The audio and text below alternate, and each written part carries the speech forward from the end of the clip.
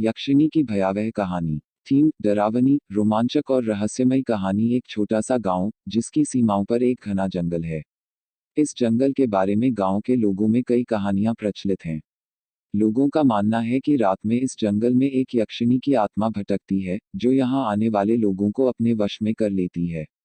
एक तूफानी रात में एक बूढ़ी औरत गांव के नौजवानों को इस जंगल में न जाने की चेतावनी देती है। गांव के चार दोस्त अजय, विक्रम, संदीप और राजन बूढ़ी औरत की चेतावनी को नजरअंदाज करते हुए जंगल में जाने का फैसला करते हैं। वे यक्षिणी की असलियत को जानने के लिए उत्सुक होते हैं। हंसी मजाक करते हुए वे जंगल की गहराई में प्रवेश करते हैं, लेकिन धीरे धीरे माहौल बदलने लगता है। पेड़ों से अजीब आवाजें आने लगती हैं, और ठंडी हवाएं उनके शरीर को कंपा देती हैं। जंगल के बीच पहुंचते ही अजय को महसूस होता है कि कोई उन्हें देख रहा है।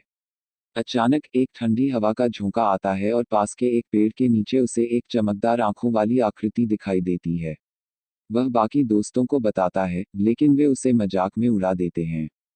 परंतु जल्द ही विक्रम और संदीप को भी कुछ अजीब एहसास होता है। जैसे ही रात गहराती है, यक्षिणी खुद को पूरी तरह प्रकट करती है। उसका रूप अद्भुत और भयावह होता है, लंबे बाल, लाल आंखें और उसके हाथ में एक त्रिशूल। वह हंसते हुए कहती है कि यह जंगल उसकी आत्मा का वास है और जो भी यहाँ आता है, वह उसे नहीं छोड़ती।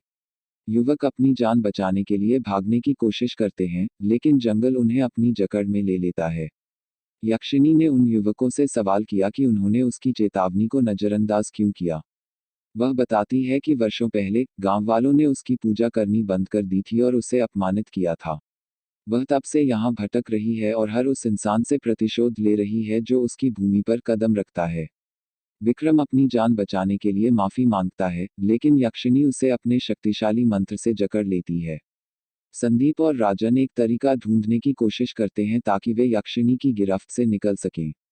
वे उसकी पूजा करने का नाटक करते हैं और माफी मांगते हैं।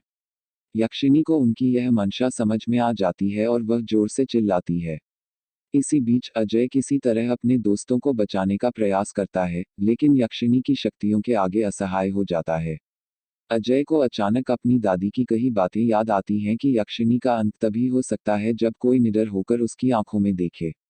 अजय ने हिम्मत करके यक्षिणी की आंखों में देखा और उसके खिलाफ प्रार्थना करने लगा।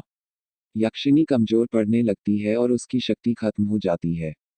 अंत में यक्षिणी गायब हो जाती है और चारों दोस्त जंगल से भागकर गांव लौट आते हैं। गांव लौटने के बाद चारों दोस्त यक्षिणी की कहानी गांव वालों को सुनाते हैं। बूढ़ी औरत फिर से आती है और उन्हें बताती है कि ये जंगल यक्षिणी का था और हमेशा रहेगा। वे समझ जाते हैं कि ऐसी शक्तियों का सम्मान करना चाहिए, और गांव के लोग जंगल की तरफ जाने से हमेशा के लिए मना कर देते हैं। इस तरह गांव वालों ने हमेशा के लिए यह सबक लिया कि प्रकृति की शक्तियों का सम्मान करना चाहिए और बेवजह ऐसी जगहों पर कदम नहीं रखना चाहिए जो रहस्यमय और भयावह हैं।